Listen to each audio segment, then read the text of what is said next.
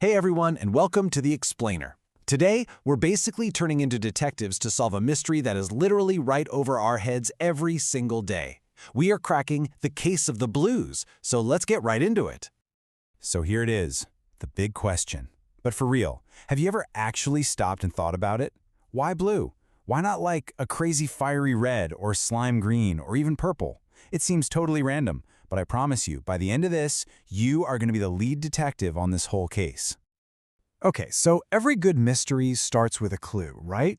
And our first one comes from our prime suspect, the sun itself. And it turns out sunlight has been hiding a pretty big secret. That's right. The light that you see coming from the sun might look white or kind of yellow, but it's actually a secret cocktail of every single color in the rainbow. It's like a secret code, and you need a decoder, like a glass prism, to see all the colors hidden inside. And here they are, our lineup of suspects. I like to call them the light gang. You know them all: red, orange, yellow, green, blue, indigo, and violet. But here's the thing, they don't all behave in the same way. Not at all. So let's look at how these colors get around. Imagine red light is like a long, lazy, super chill wave in the ocean, just cruising along. Blue light, on the other hand, oh no, it's like a short, choppy, super caffeinated wave that's just bouncing all over the place. And this difference, it's absolutely crucial, so remember that. Okay, so we've got our suspects, the different waves of light. Now we need the scene of the crime. And that scene, it's the very air we're breathing, the Earth's atmosphere. And this is where things get a little messy. You see, our atmosphere isn't empty. It's basically a giant invisible obstacle course. It is jam-packed with trillions and trillions of tiny particles of gas. Think of them like tiny, microscopic pinballs. So when sunlight comes blazing in, it has to get through this massive pinball machine.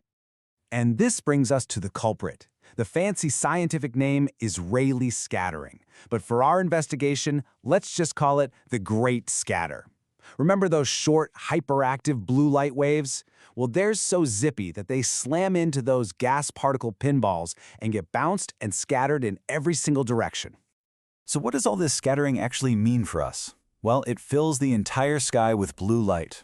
That is why when you look up from anywhere, it seems like blue light is coming at you from all over the place. Meanwhile, what about those long, lazy red and yellow waves? They pretty much just cruise right on through the pinball machine. It's the blue light that's putting on the real show. And case closed, right? Blue light scatters, sky is blue. Simple. Well, hold on a second. Every great detective story has a plot twist, and this one, it's a real head-scratcher. Exactly. Think about it. If the whole reason is that shorter waves scatter more easily, then shouldn't the sky be violet? Violet light has an even shorter, even more energetic wave than blue light, so it should scatter even more. So why don't we live under a giant purple sky? Did we get this all wrong? Okay, don't throw away your detective badge. Our theory still holds up. There are a couple of good reasons for this. First, the sun just doesn't put out as much violet light as it does blue. But the biggest reason? It's actually us, our eyes. For whatever reason, our eyes are just way better at seeing the color blue than they are at seeing violet. They're kind of biased, they're plain favorites, and blue is the clear winner. All right, it's time for the final piece of evidence, the one thing that will prove our scattering theory beyond a shadow of a doubt, the alibi that confirms everything, the sunset. So think about it. When the sun is setting, it's way down on the horizon, right? That means for its light to get to you, it has to travel through a much thicker slice of the atmosphere. We're talking going from a short sprint to a full-on cross-country marathon. And during this super long marathon, the Great Scatter goes into complete overdrive. The little blue waves get bounced around so much over that huge distance that by the time the light beam gets to you, there's basically none of it left. It gets completely scattered out of the picture. So who's left? Who can finish the race? Only the marathon runners. The long, lazy, but super strong waves of red and orange light. They're the only ones that can power through all that extra atmosphere and make it to the finish line. And that is why we get those absolutely stunning, fiery red and orange sunsets. Case proven.